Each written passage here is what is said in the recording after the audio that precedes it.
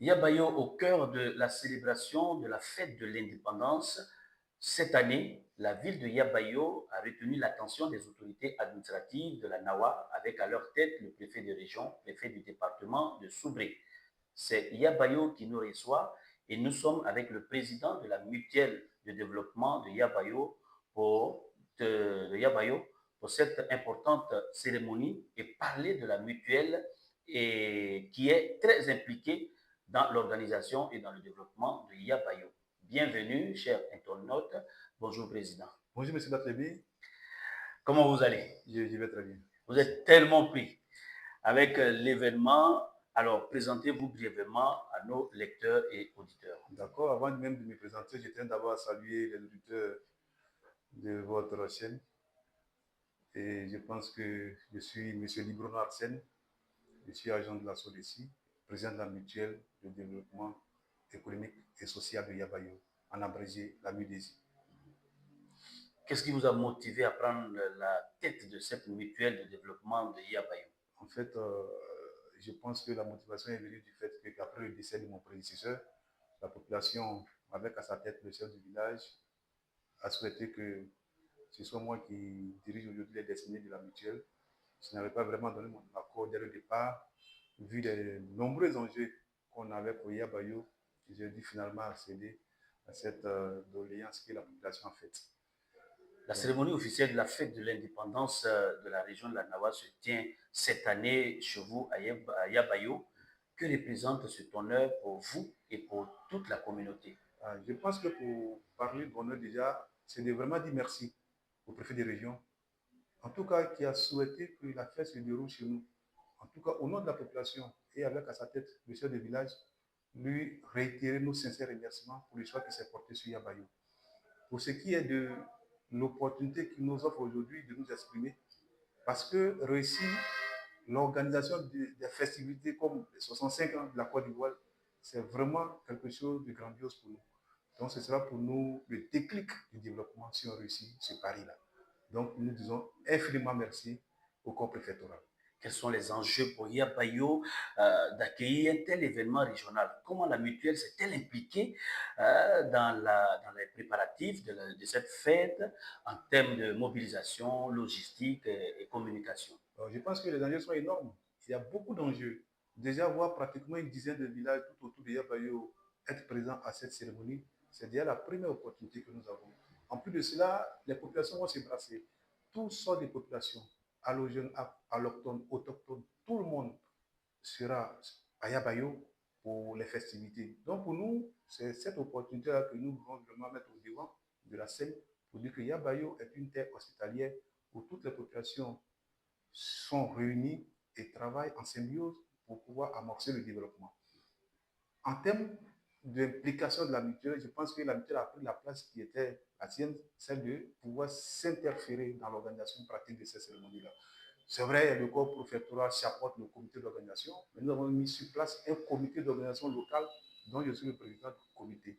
Mais en même temps, les populations, que ce soit les jeunes, les femmes, tout le monde est véritablement impliqué. Vous avez vu, Yabayo a fait Pont-Neuf, le rond-point, qui était vraiment un point d'achoppement parce que déjà, à chaque journée, ce sont des embouteillages à point fini. On a réussi à dégager les commerçants ambulants.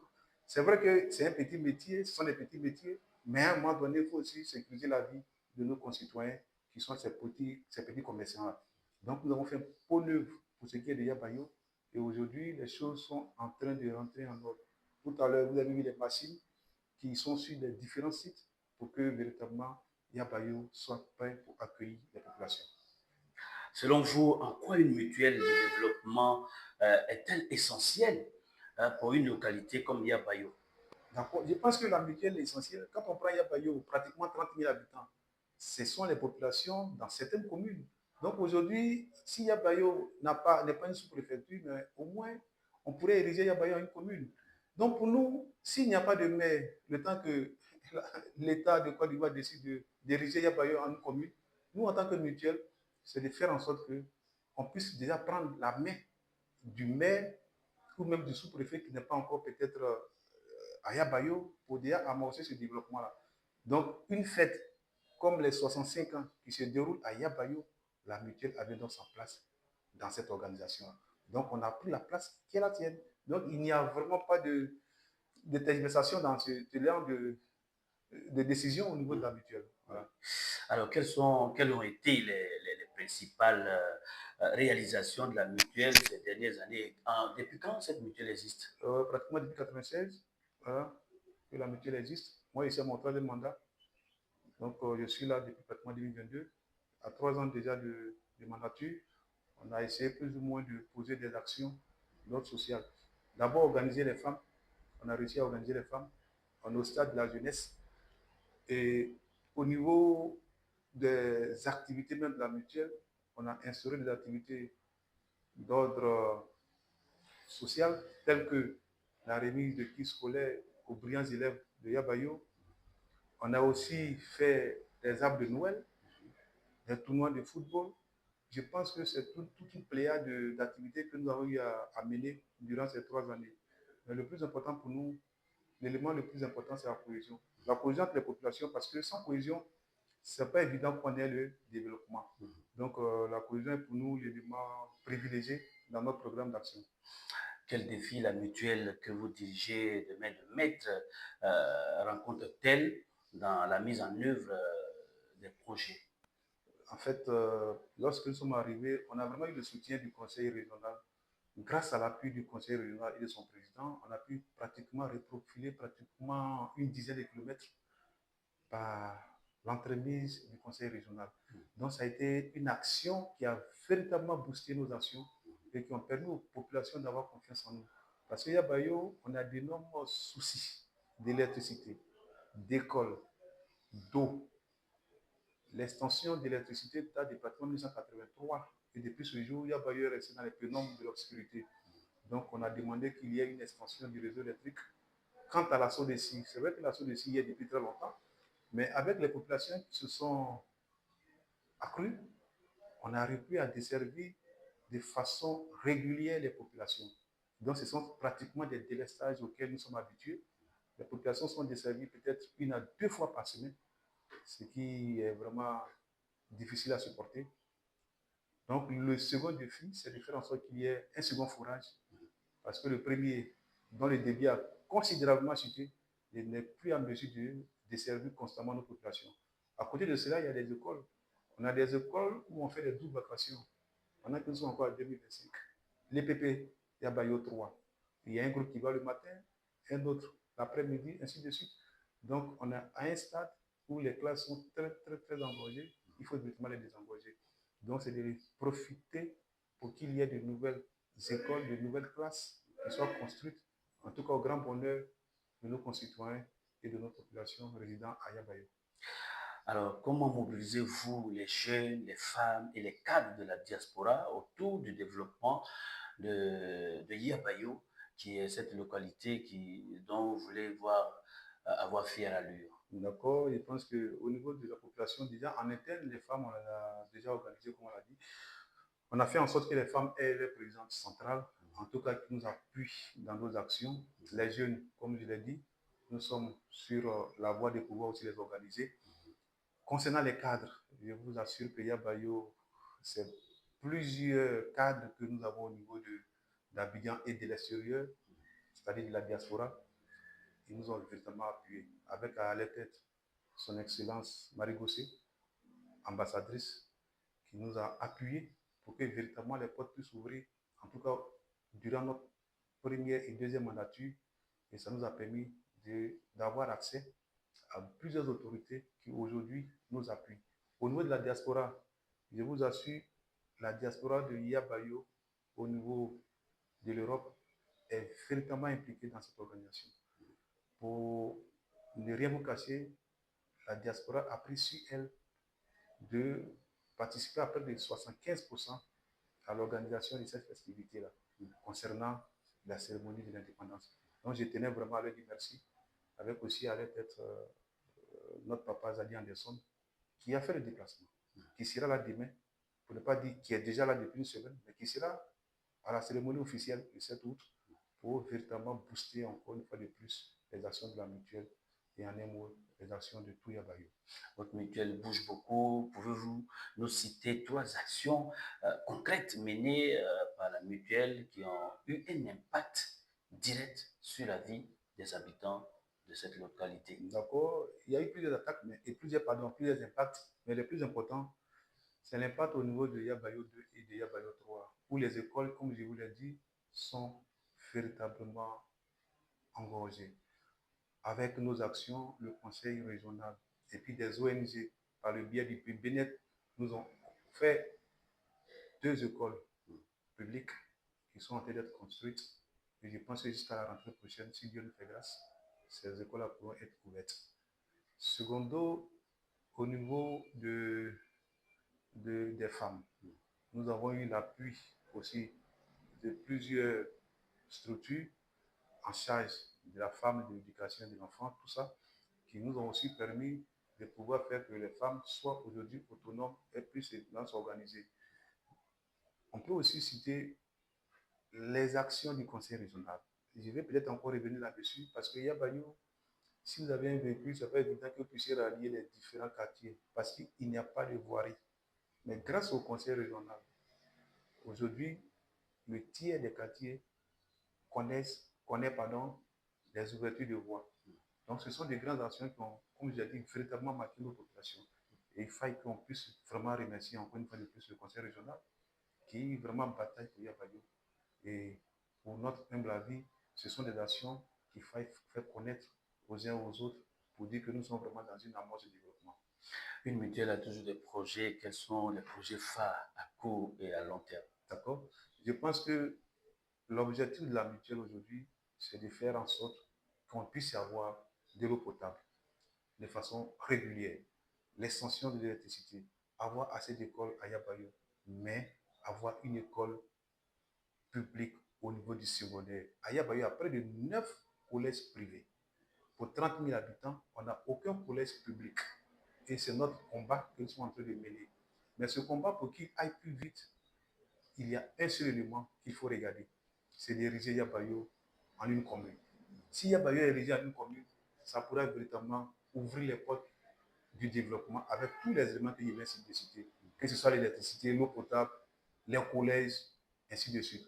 Donc, notre combat, c'est d'ériger Yabayo en une commune de plein exercice, hein, parce que 30 000 habitants, je pense que Yabayo peut rivaliser beaucoup de communes dont je ne pourrais pas peut-être citer, mais je crois qu'il est temps que nos gouvernants, que l'État de Côte d'Ivoire s'appesantisse sur le cas de Yabayo pour véritablement apporter l'essor que nous attendons tous, c'est l'érection de Yabayo en une commune. Un mot sur la question des infrastructures, de l'éducation, vous en parlez tout à l'heure, de la santé et de l'emploi à Yabayo. Comment la mutuelle intervient-elle sur ces fronts? Voilà, il pense qu'au niveau des éléments que vous avez cités qui sont des éléments fondamentaux dans la vie d'une population, la seule chose que la mutuelle peut faire, c'est de s'approcher des conseils régionaux de la sous-préfecture pour apporter, en tout cas, des messages forts à l'endroit de ces autorités administratives et politiques-là pour véritablement que ces personnes-là puissent avoir un regard sur nos difficultés que nous rencontrons. Aujourd'hui, la question des écoles, on a dû batailler avec le conseil régional, que ce soit pour la question des routes, pareil. Pour les questions sécuritaires, on a dû prendre la tâche avec le sous-préfet de Soubré, qui s'est même déplacé un vendredi après-midi, après les heures de travail. Nous sommes allés visiter un endroit qui était supposé être un fumoir. Mais le commandant est venu. Donc, tout le monde a un regard sur Yabayo et un regard de bienveillance sur Yabayo. Donc, pour nous, aujourd'hui, nous ne sommes pas vraiment mieux lotis que les autres, mais c'est de reconnaître un tant soit peu que l'administration politique ou administrative a un œil, en tout cas, de bienveillance à l'égard de notre village. Quel message souhaitez-vous adresser à la population de Yabayo à l'occasion de cette fête symbolique? Pour la population de Yabayo, je pense que pour l'organisation pratique de cette fête, on a été informé, je crois que à 90 jours. Mais les populations ont dit, certes, à 90 jours pour organiser les festivités de 65 ans de l'indépendance de la Côte d'Ivoire, ça sera vraiment être trop prétentieux. Mais on leur a demandé de transformer cette menace-là en opportunité. La menace, c'est quoi? C'est le délai. Le délai qui est court est pour une menace. Mais il fallait donc transformer cette menace en opportunité. Et l'opportunité, c'est quoi? C'est de faire en sorte que le succès de cette fête-là puisse être l'élément catalyseur pour reconnaître l'effort consenti par les populations de Yabayo et faciliter l'élection de Yabayo en une commune. Si Yabayo est érigé en une commune, je vous assure, 60 à 70% des problèmes dont nous parlons aujourd'hui pourront trouver une solution. Alors, que dites-vous à la jeunesse de Yabayo qui représente le moteur de développement futur? Qu'est-ce que vous leur dites concrètement en tant que président de la mutuelle? Je pense que la jeunesse, nous tous sommes tous passés par la jeunesse. Chacun a eu à avoir sa jeunesse, mais la jeunesse diffère d'une période à une autre. La jeunesse des années 80 est différente des années 2000 et peut-être 2050, ainsi de suite. Donc, ça voudrait dire qu'au fur et à mesure que le monde évolue, il y a des mutations qui s'opèrent. Donc, je pense que les jeunes doivent comprendre que la jeunesse, c'est un passage. Donc, il faudrait maintenant qu'ils s'impliquent dans le développement de leur village parce que demain, ils seront âgés et d'autres jeunes aussi viendront. Et si ces jeunes ne s'impliquent pas, ça va freiner l'élan du développement. Donc, j'en appelle tous au bon sens de la jeunesse pour leur demander de s'impliquer dans les actions de développement pour que vraiment Yapayo puisse profiter de cette effervescence des indépendances-là pour que la jeunesse puisse être au piédestal de ce développement. Donc, j'en appelle à toutes les jeunesses de toute la communauté de directement s'impliquer, de se mobiliser pour que la fête pour laquelle le préfet et toute sa délégation se déplacera soit un franc succès et que cela puisse être bénéfique à nos populations et à toutes les communautés résidant à Yabayo, sans toutefois oublier les populations du canton. Coréo, Tapénou, Zerbo, toutes ces populations qui ont contribué à ce que cette fête-là puisse réussir. Donc, je profiterai également pour vraiment dire merci à ces différents chefs de village au sein des cantons, de ces différents villages qui ont contribué pour que la fête soit une réussite. La fête simplement a été déportée, je ne pas dire, a été délocalisée à Yabayo. Ce n'est pas la fête à Yabayo, c'est la fête à la région, c'est la fête au canton, c'est la fête à la tribu. Donc, c'est pour leur dire encore grand merci pour leur implication, que ce soit en nature ou de façon financière. Comment voyez-vous Yabayo dans 5, 10 ans avec la dynamique actuelle? D'accord, Yabayo dans 5, 10 ans, je pense qu'il faut se projeter dans un futur proche. Je pense que 5 ans, ce sera beaucoup plus proche. Yabayo sera, si l'État a décidé que Yabayo soit une commune tout de même sous-préfecture, je pense que Yabayo peut être une commune qui soit véritablement un levier pour la région. Parce que Yabayo, c'est un carrefour. À partir de Yabayo, on peut aller à Saint-Pédro, on peut aller à Bureau, on peut aller à Galois, on peut même aller à Pigan. C'est un carrefour. Même titre que Yamsoko, même titre que Tumodi, et ainsi de suite. Donc, pour moi, la position de Yabayo, sa position géographique est une opportunité qu'il faudra saisir. Donc, d'ici 5 ans, je pense que Yabayo sera dans l'annale des villes de la région du Bas-Central comme étant un levier important de développement. Alors, nous sommes pratiquement au terme de cette émission. Un mot à l'endroit des autorités. Tout à l'heure, vous insistiez sur leur regard sur Yabayo. Quel mot pouvez-vous dire à l'endroit également des partenaires et tous ceux qui vous accompagnent? Je pense que le seul mot qui vient tout droit de mon cœur, c'est vraiment de leur dire merci. Parce qu'ils n'étaient pas obligés même de proposer Yabayo. Ils n'étaient pas aussi obligés que Yabayo puisse éclairer leur esprit, mais de penser et de faire, et même l'instituer, il fallait qu'on leur dise sincèrement merci. En tout cas, on voudrait vraiment dire merci au préfet de région qui est avec nous depuis l'annonce de cette information. Au sous-préfet qui a même déposé ses bagages à Yabayo pour faire une semaine afin de faciliter l'accès aux documents administratifs, pièces d'identité, extrait de naissance, carte CMU, ainsi de suite. Depuis pratiquement une semaine, ils sont avec nous, avec nos populations.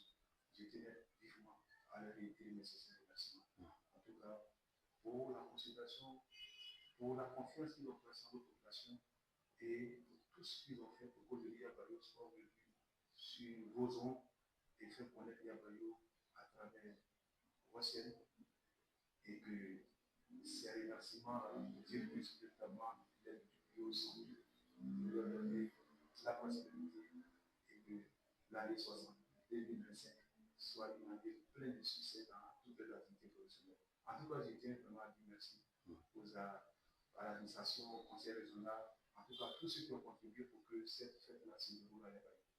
Alors, quel appel solennel lancez-vous aux filles et fils de Yabayo pour renforcer l'unité et accélérer le développement de ce gros village? L'appel, je pense qu'on l'a tout le temps lancé, c'est de vraiment nous unir.